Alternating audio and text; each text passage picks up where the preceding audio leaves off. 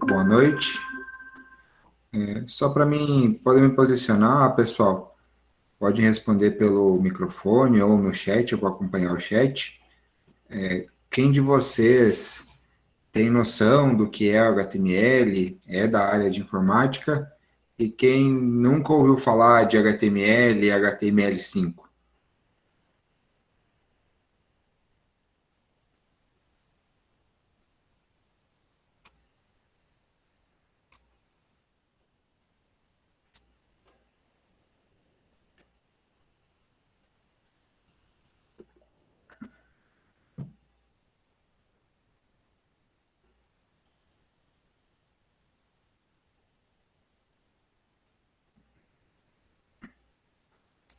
Ok, então alguns já ouviram falar, outros já, Gabriel falou que já mexeu com HTML, não com HTML5, outros não têm noção. Então, assim, pessoal, para começar me apresentando, meu nome é Ednei. Atualmente eu estou cursando o 7º período de licenciatura em informática na UTFPR e há 13 anos sou desenvolvedor full stack. Trabalho com desenvolvimento de sistemas web, back-end e front-end. Trabalho numa empresa aqui na cidade também há mais de 10 anos como gerente de projetos. Então, o HTML5 ele surgiu, né? Então já é uma derivação do HTML. Então, para a gente começar a poder conversar sobre o HTML5, primeiro a gente tem que mensurar exatamente o que é o HTML. Então, o HTML ele surgiu e ele remete o seu surgimento lá na década de 1990, certo? Década de 90. Ele foi desenvolvido, a sua primeira versão, por Tim Berners-Lee, e ele se popularizou, a sua primeira renderização, vamos dizer assim, ocorreu com o antigo navegador Mosaic. Foi o primeiro browser que renderizou o HTML. Então, como vocês podem ver, o HTML, a ideia dele, a abreviação, seria uma linguagem de marcação de hipertexto. E para quem não tem noção ou só tinha ouvido falar, o HTML é a linguagem utilizada para o desenvolvimento de sites. Sites, aplicativos online, alguns que rodam através de WebViews e tantas outras, blogs, páginas em geral que a gente navega na web no nosso dia a dia. Desde a página do Google até o site da Globo, entre tantas outras, Facebook, tantas outras. Um adendo aqui, existem as linguagens de programação que fazem a lógica dos negócios por trás de todas essas aplicações. Mas a responsabilidade de estruturar o código, de estruturar a página, de tornar a página semântica é do HTML. Então, ele foi desenvolvido lá atrás pelo Tim Berners-Lee e hoje ele é mantido pela W3C. É uma fundação, chamam assim, internacional, que ajuda a desenvolver e aplicar o HTML, agora na sua versão atual, que é a 5, como uma forma de padronização. É o que eles buscam, que o HTML ele funcione através da interoperabilidade, que seria independente de qualquer plataforma. Então, independente de você estar utilizando um browser Mozilla, um Chrome, um Edge, Opera, Safari, A ideia é que ele se apresente da mesma forma todo o seu conteúdo. Claro, algumas particularidades por dispositivos, o tamanho da tela, um dispositivo mobile, mas em sua grande maioria, a ideia dele é que ele funcione independente da plataforma em que ele está sendo renderizado. Esse é o termo que a gente utiliza. Ele é renderizado pelos browsers.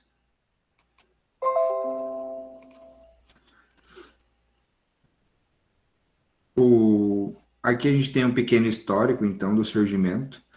A primeira versão, com o Tim Berners-Lee, 1993. A partir daí, 1995, HTML 2.0, HTML 3.2, HTML 4.1 em 99. Em 2000, o XHTML, para as primeiras páginas web que eu tive contato, e quando eu entrei no mercado, vamos dizer assim, de desenvolvimento de páginas web, a gente utilizava o XHTML lá em meados de 2007, 2008. Então, era o XHTML que a gente utilizava para o desenvolvimento das páginas web.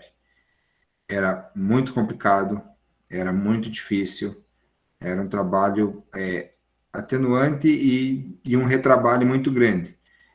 Na época, eu me lembro bem, existia o Internet Explorer 6, 7 na época, Safari, o Chrome estava, Firefox, o Chrome estava surgindo, e a gente chegava ao ponto de, dependendo o site que ia ser construído, a aplicação que ia ser desenvolvida, a gente tinha que criar uma versão visual para cada navegador. Tanto para o Windows 6, quanto Internet Explorer 6, Internet Explorer 7, os motores WebKit, né, de renderização ali com o Firefox e assim por diante. Então, era muito retrabalho, a gente tinha... ficava uma função muito grande de você dar manutenção nesses sistemas e lembrar que cada um tinha a sua versão, era bem complicado. E com o advento aí do HTML5, lá em 2014, a gente começou a ter um ganho de performance, porque boa parte daquele retrabalho que a gente tinha com os browsers de desenvolvimento, de tratar as peculiaridades de cada browser, acabou sendo melhorado, descartado, acabou evoluindo bastante o nosso trabalho. Então, o HTML5, ele surgiu e ele trouxe como suas principais mudanças, e ele veio implementado para facilitar o trabalho e a manipulação dos elementos, possibilitando para nós, desenvolvedores, modificar as características não só dos objetos, mas de vários elementos de uma página de uma forma não tão intrusiva igual a gente fazia quando tinha que desenvolver uma aplicação para cada navegador. Então, tudo isso, a gente busca com isso deixar o mais transparente possível o que está sendo feito para o usuário final. Antes, a gente tinha várias questões que não eram nativas, que a gente tinha que implementar manualmente. Então, e com o advento do HTML5, várias tags foram criadas ou até mesmo modificadas para ajudar a gente a trabalhar e a organizar melhor uma página web. Então, uma das principais mudanças que o pessoal que desenvolveu o HTML5 buscou foi a busca pela semântica. Então, eles tentaram deixar a estruturação de uma página HTML, com HTML o mais semanticamente possível. Então, seguindo toda uma lógica para a gente escrever o código e organizar a página. Então, a gente conseguiu, com isso, diminuir linhas que a gente utilizava e conseguir fazer algumas interações e colocar alguns efeitos que lá no XHTML a gente não conseguia. Tinha que usar o Flash, o pessoal deve lembrar do Flash, que era muito utilizado, o plugin do Flash, para colocar alguns efeitos. Então, algumas coisas a gente conseguiu adicionar e melhorar com o surgimento do HTML5, e isso tudo sem a gente ter um impacto muito grande na performance dos navegadores, que é uma coisa que a gente tem que levar muito em consideração.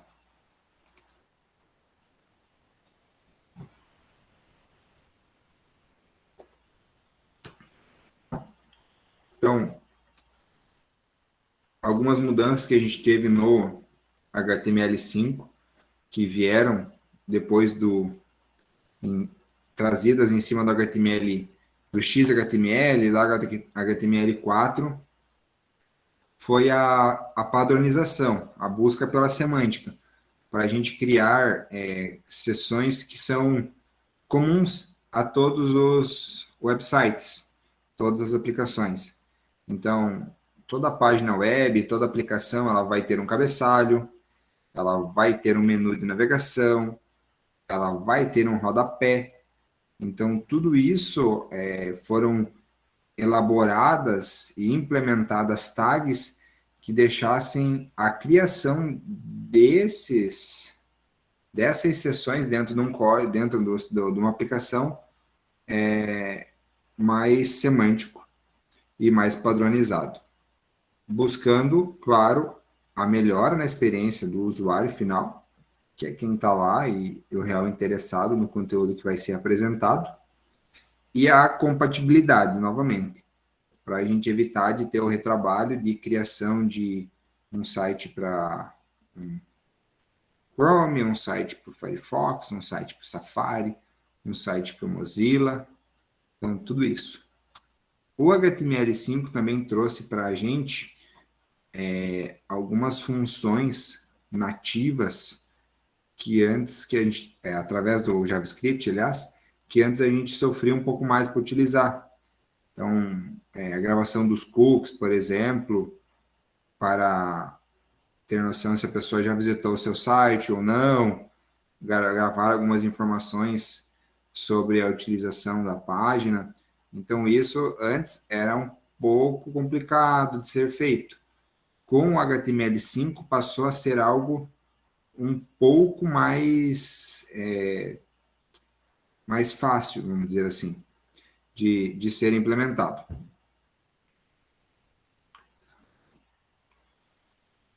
Até aqui, alguém tem algum questionamento, alguma situação que queira expor ou questionar? Eu vou passar a demonstrar algumas tags e começar a apresentar um layout inicial com HTML5.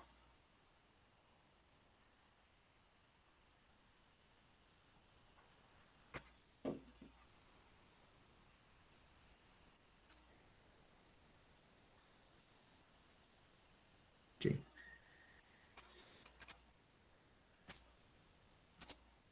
Então, eu vou agora aqui no slide apresentar para vocês o layout inicial de uma página em HTML5, onde tudo começa.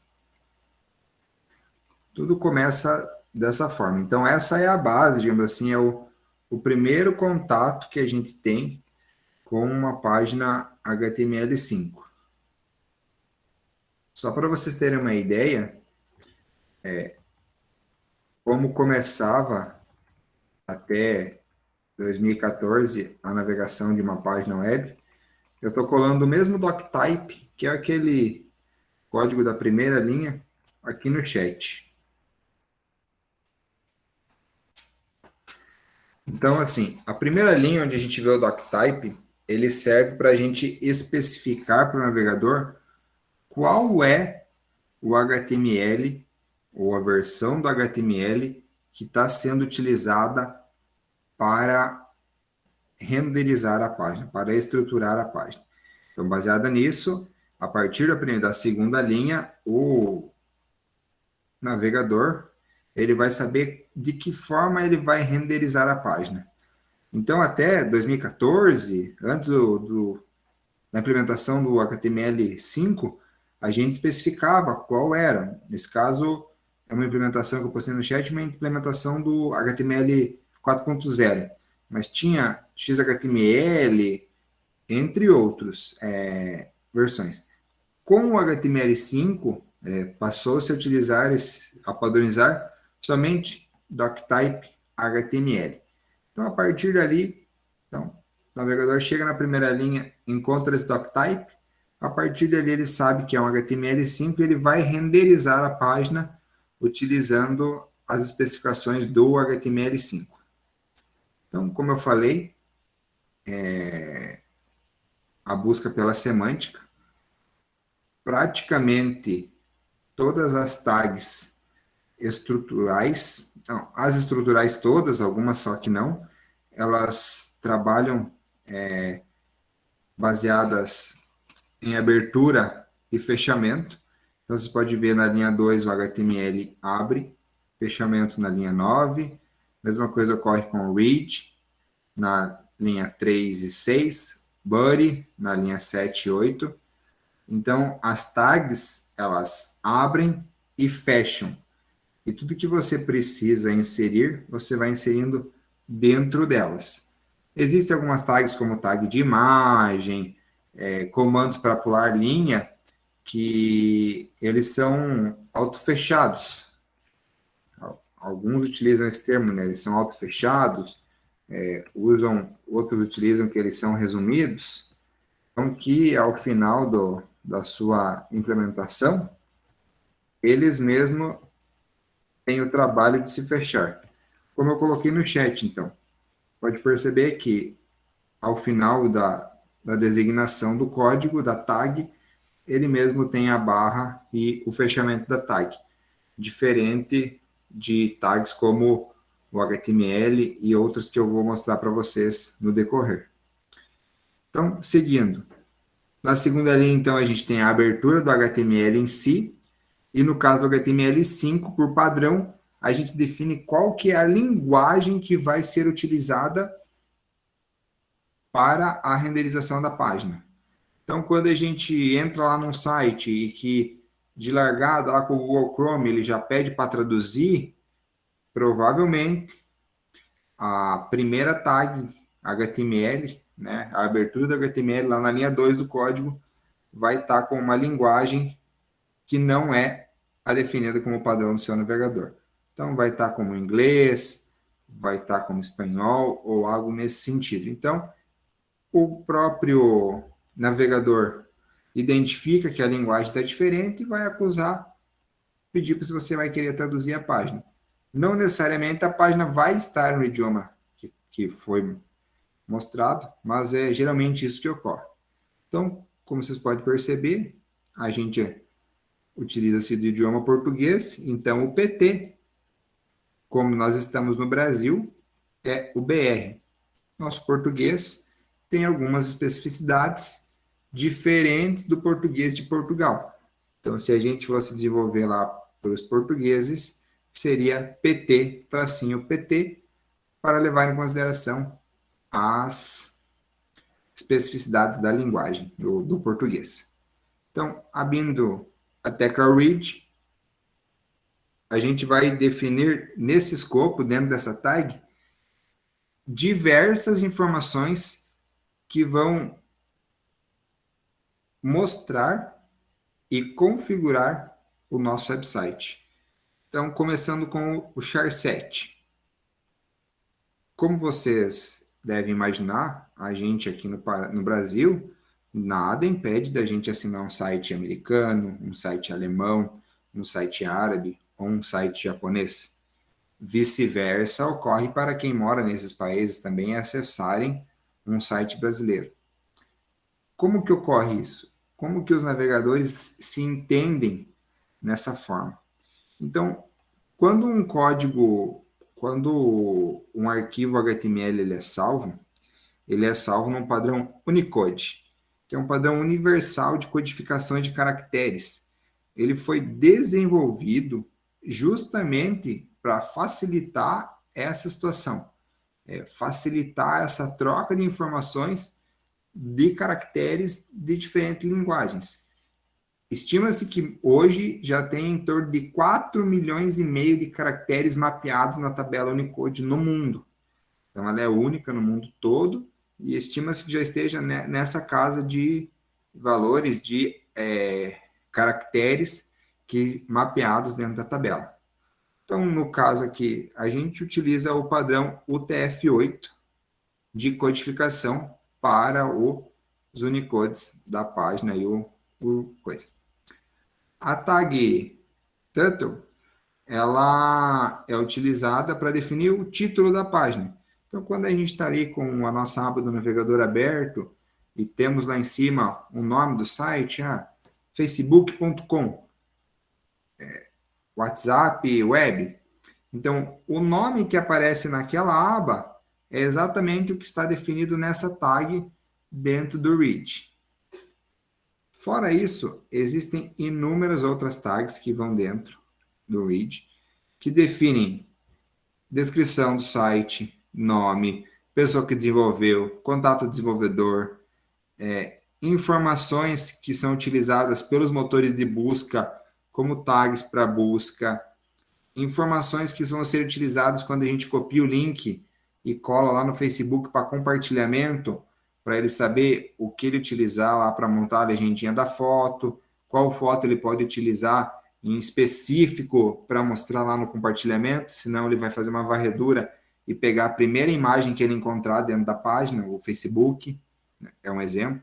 Então, são inúmeras tags que a gente consegue inserir dentro do read para configurar a nossa página HTML. Lembrando que se você tem lá um site com 10, 12 páginas, esses valores podem ser alternados página por página, não necessariamente vão seguir um padrão dentro de cada página, seguir a mesma linha. É aqui também que a gente vai definir os estilos, as folhas de estilos, ou o CSS. Então, o HTML, ele é utilizado para estruturação de uma página.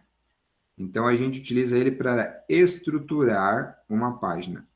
Ele tem algumas tags e alguns comandos que permitem algumas modificações visuais, até tem, mas não são empregadas, ok? As boas práticas não empregam elas. A gente utiliza mesmo, então, para o visual, o CSS, através de inúmeros frameworks que tem já espalhado pela web. O mais famoso de todos, quem tem alguma familiaridade na área deve ter ouvido falar, que é o Bootstrap, que também já está na sua versão 5 agora, que é baseado em cima do CSS3, ok? Então, o CSS, é o que é responsável por aplicar os estilos, aplicar a cor, aplicar o alinhamento, aplicar qual que é o tamanho, a largura, a altura de todos os elementos dentro de uma página. Então, o HTML ele serve para estruturar a página. O CSS vem alinhado ao HTML para transformar aquela estrutura crua em algo visualmente falando. Então, seguindo, a gente tem a tag body, que é o corpo em si da nossa aplicação. Tudo que está dentro dela é renderizado e apresentado para o usuário. É o que vocês veem na tela. Se tiver algo fora dessa tag, ele não é apresentado e ele não é mostrado pelos navegadores web para o usuário final. Então, quem está lá acessando o site, se tem algum conteúdo que está fora da tag, ele não é apresentado, ele não é mostrado. Somente o que está dentro do Buddy é que é apresentado para o usuário final.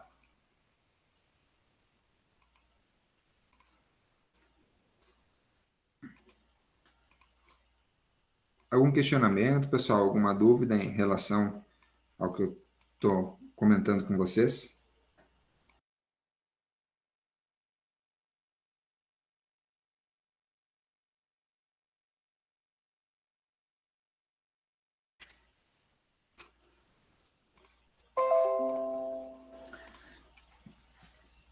Então, aqui, mostrar para vocês e apresentar algumas tags que foram implementadas e que são utilizadas no HTML5.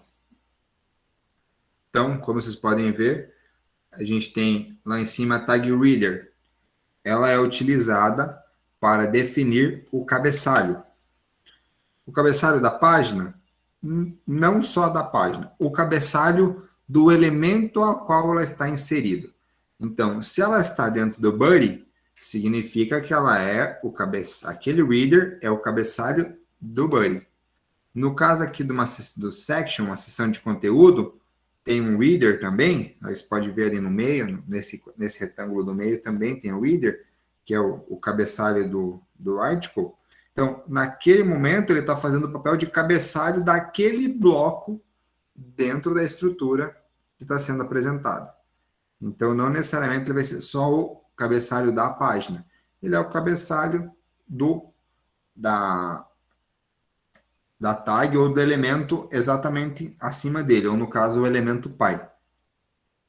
No caso de uma página web que tem lá o body, o body quando a primeira vai ser o cabeçalho da página como um todo, é assim que ele é definido. Então, a gente pode ter seções, que dentro dela a gente pode ter o header, novamente o cabeçalho, ou um footer, que é o rodapé, vale da mesma forma. Se ele está inserido dentro de uma seção, ele é o rodapé daquela seção onde ele está inserido. Se ele está inserido na raiz do body, ele é o footer da página como um todo. Então, ele é o rodapé do site como um todo. Lá a gente vai definir o mapa do site, o endereço, que tem lá tag address, telefone, que tem a tag tel, tudo isso para facilitar a renderização da página, muitas tags, mas um ponto muito importante e muito utilizado, que às vezes o pessoal não dá muita importância no desenvolvimento de utilizar algumas tags, mas é a indexação por parte dos motores de busca, como, por exemplo, o motor de busca do Google. Então, como que o Google sabe qual que é o endereço, às vezes, de uma empresa se a gente não foi lá definir o meu negócio lá no Google e cadastrou? Porque ele leu o site, indexou e percebeu lá no meio do site que tinha a tag do endereço. Opa, então esse é o endereço desse site, ou o endereço dessa empresa. Eu já posso começar a apresentá-lo. Opa, tem lá a tag tel, telefone. Ele já começa a entender que o que tem dentro daquelas chaves é o valor de telefone, é um número de telefone que ele pode ser utilizado para apresentar para as pessoas como o número daquela empresa que a gente está buscando ou o número daquele site. Então, tudo isso deve ser levado em consideração. Não somente deixar a página semântica para, eu vou desenvolver ela de uma forma semântica e padronizada, seguindo todas as boas práticas. Não é só para mim isso, até porque a maioria dos usuários nem percebe que isso é feito dessa forma. Mas um ponto muito importante de ser desenvolvido dessa forma é a indexação por parte dos motores de busca. Então, a gente tem ali o nav, que é a navegação. Um adendo importante aqui, alguns desenvolvedores confundem o nav com o menu, ok? São duas tags que surgiram com HTML5. O menu serve para definir o menu do site. Então, você tem lá no seu topo, ou às vezes na lateral direita, um menu do site onde tem todas as opções para você navegar nas páginas do seu site. ok? A tag nave de navegação, ela é utilizada como uma forma de apontamento, de navegação, onde você vai definir links. Então, ó, eu estou aqui do lado esquerdo, vendo uma notícia em si, e do lado aparece notícias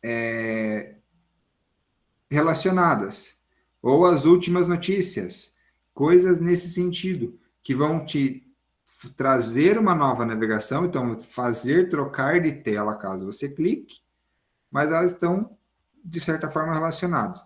Então, esse às vezes gera um pouquinho de dúvida entre o pessoal que desenvolve, mas a tag nav é para uma navegação, mas é uma navegação interna, não o menu lá no topo do site, que é o principal elemento. Tanto é que boa parte lá, quando você acessa, procura por um site dentro do motor lá, dentro do Google, por exemplo, alguns sites a gente percebe que já vem alguns itens do menu já no próprio resultado da busca. Então, porque o Google foi lá, identificou que dentro daquele site tinha as tags semânticas menu, identificou que o menu estava lá, identificou que tinha as tags menu item, então quais eram os itens daquele menu, e a partir dali ele entende, faz a indexação desse conteúdo e começa a apresentar. Então, tudo isso ocorre baseado na semântica da criação do site. Para vocês entenderem como era a nossa vida antes do HTML5, então existe ainda a tag div até os dias atuais. Ela vem para determinar uma divisão, então a div serve para dividir,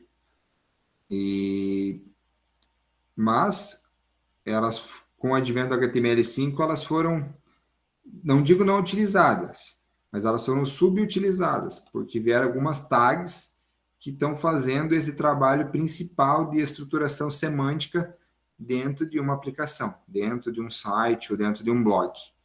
Então, antes a gente tinha algumas boas práticas de desenvolvimento, que era definir uma div com ID. ID é para identificar, então é de identificador.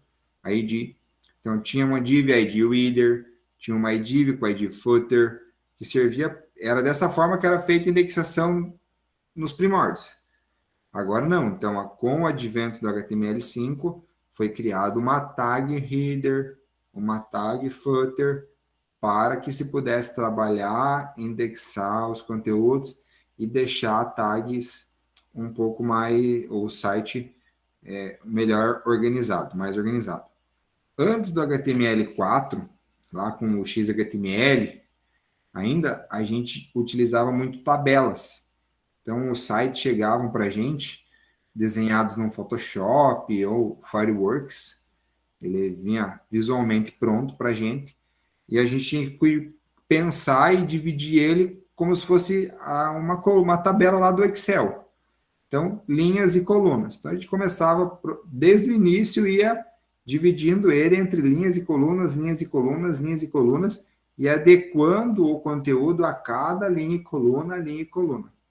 Se lá no decorrer do site, lá no meio da página, se deparasse no conteúdo, você achasse, não, aqui é melhor eu redividir em outra coluna, vai ficar mais organizado. Você tinha que voltar lá no início da aplicação e ir adicionando desde o início aquela nova coluna, para só então poder adicionar lá no meio do código a coluna com o elemento que você achava melhor subdividir. Então, isso antes ainda do HTML4. Era dessa forma que a gente tinha que trabalhar e desenvolver. E como eu falei lá no início, isso pensando que cada navegador, cada motor de renderização, seja Moz, WebKit, ele trabalhava de uma forma, entendia e renderizava o código de uma forma diferente muitas vezes. Então, tudo isso tinha que ser pensado lá antigamente. Hoje em dia, não. Hoje em dia, a gente desenvolve de uma forma um pouco mais ágil, através do HTML5. Os motores de renderização já trabalham aí com o pessoal trabalham de bom grado com HTML5, tendo uma boa renderização, levando em consideração basicamente as questões da responsividade, que tudo isso é trabalhado e aplicado dentro do CSS, para que você tenha um site que ele abra num celular e abra num navegador, num monitor Full HD, tranquilamente, sem qualquer dificuldade e sem precisar criar uma aplicação diferente para cada tela ou algo nesse sentido. Aqui nos primórdios do HTML4, a gente desenvolvia para monitores de 1024 pixels, que é a unidade de referência das telas. Então, a gente não podia ter um site que tivesse mais de 1000 pixels de largura, porque os navegadores com o WebKit tinham uma barra de rolagem de 20 pixels e o Internet Explorer tinha uma barra de rolagem de 22 pixels. Então, se a gente desenvolvesse com mais de 1000 pixels o site, a gente acabava por inserir uma barra de rolagem lateral ou embaixo no website, em vez de somente a barra de rolagem para cima e para baixo que a gente está geralmente acostumado.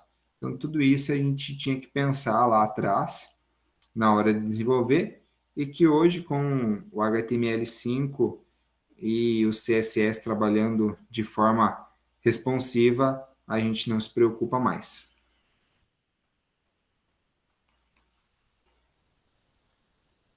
Então, eu vou mostrar um pouquinho para vocês aqui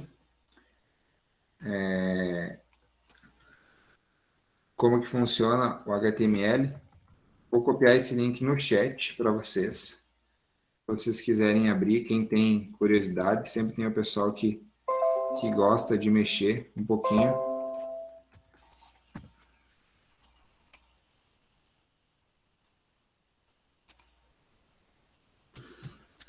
Então, aqui a gente tem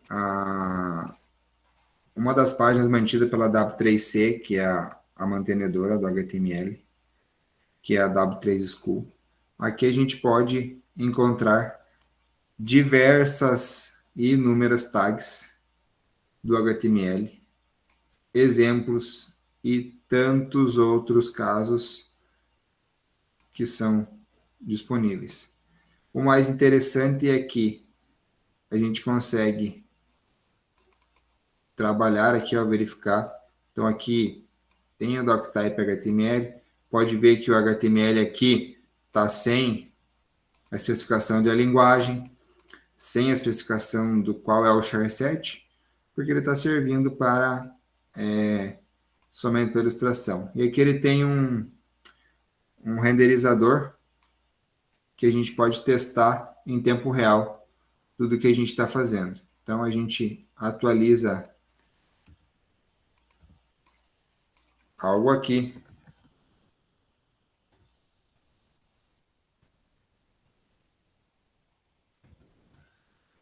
E podemos verificar como ele vai se comportando. Aqui, por exemplo, vou mostrar para vocês esse termo H1, eles vão de H1 a H6 e eles são utilizados para a formatação de fontes, títulos em si, baseado no tamanho que você precisa, e o tag P é para parágrafos e textos em si.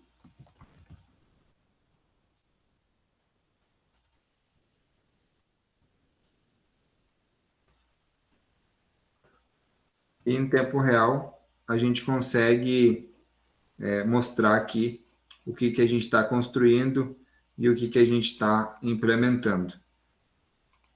Aqui, existem algumas formas da gente definir estilos, como eu falei. Essa é uma das formas dentro da própria tag. Ela pode estar assim, dentro da própria tag. Os estilos podem ser definidos em uma tag específica, com todos os estilos dentro do próprio website, ou então no arquivo CSS externo, que é definido dentro do tag read daí. Ó, podem ver, eu disse para ele aplicar um estilo de uma cor de background vermelha, para que a gente pode ir definindo em tempo real e testando algumas coisinhas para serem feitas. Mostrar para vocês também como o HTML, para quem tiver interesse em seguir nessa área ou aprender um pouco mais, você não precisa de algo muito espalhafatoso para começar. Então aqui a gente consegue, um novo documento de texto, criar uma página HTML bem tranquila, sem nenhum muito segredo, e editá-la através do nosso bloco de notas. Aqui.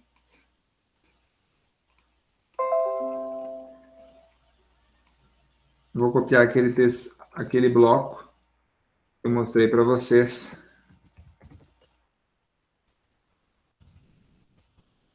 Lá que era a estrutura básica do HTML. Aqui mostrando para vocês como empregar o título também.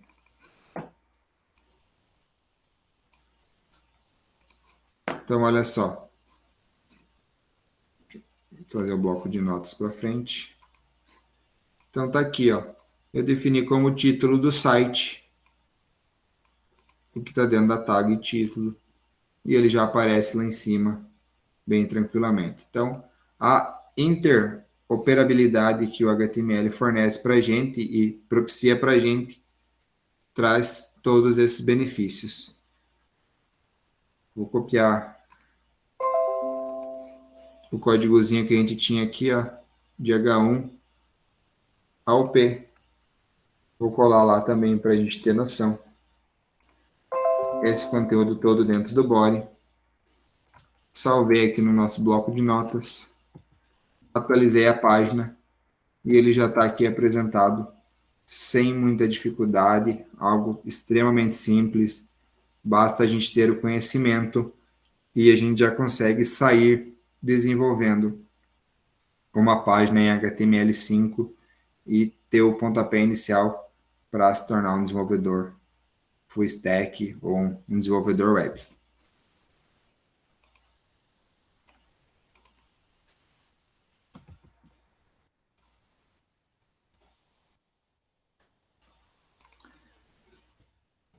Dúvidas, pessoal?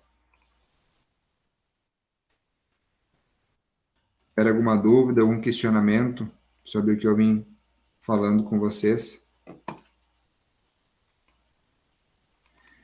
Isso, Aira. Então, assim, eu criei esse arquivo dentro da minha máquina. Vou voltar aqui para você ter noção. Então, aqui, ó, ele está chamando, pode ver, ele está acessando o meu disco local C, usuários, Ednei, desktop, o arquivo index.html. Para ele ficar disponível uma página web, um site em si, a gente vai precisar, então,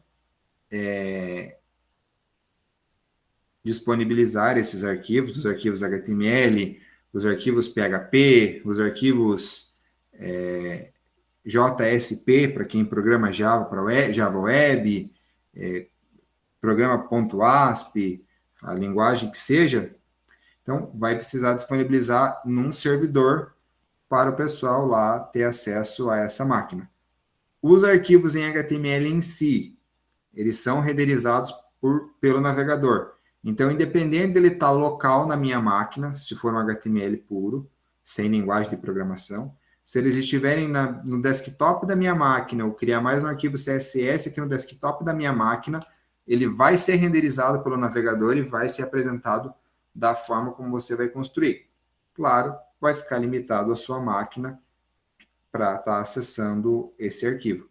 Mas, se você tiver um servidor para disponibilizar, hoje a gente possui algumas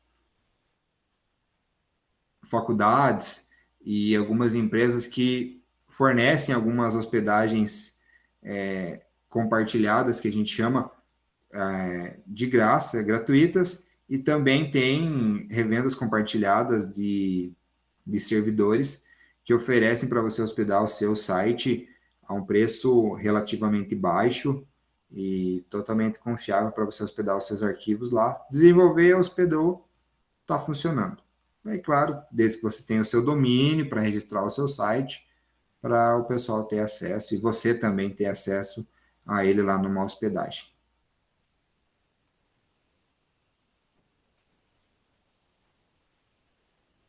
Conseguiu entender, Airan, isso?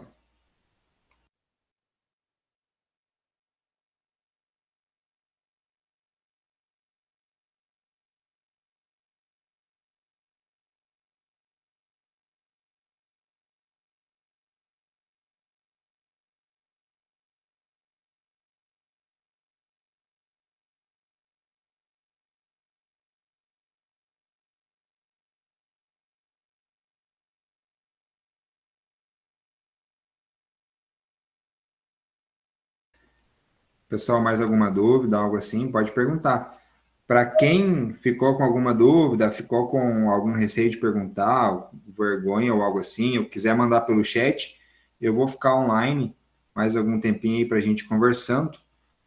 Para quem não tiver dúvidas ou não quiser conversar mais sobre o HTML, a gente agradeço a participação nessa oficina.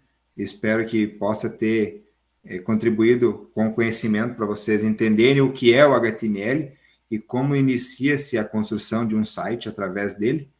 Se alguém tiver alguma dúvida, pode questionar. Quiser ficar online mais um pouquinho, a gente troca uma ideia bem bacana. Beleza? Mas por enquanto, muito obrigado a todos pela participação.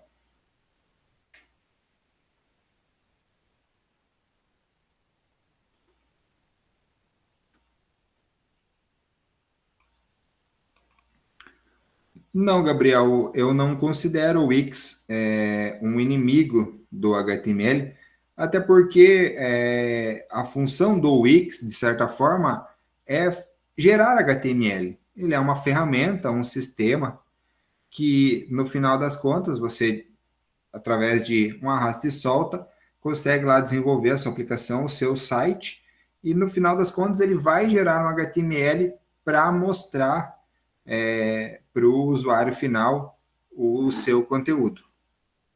Então ele não é um inimigo, ele é inclusive um amigo. Para quem tem dificuldade e não tem conhecimento de desenvolver HTML, pode entrar lá, criar o seu site, hospedar de maneira barata, e acho que até tem alguns planos gratuitos, bem tranquilamente, sem nenhum problema e sem ter o conhecimento.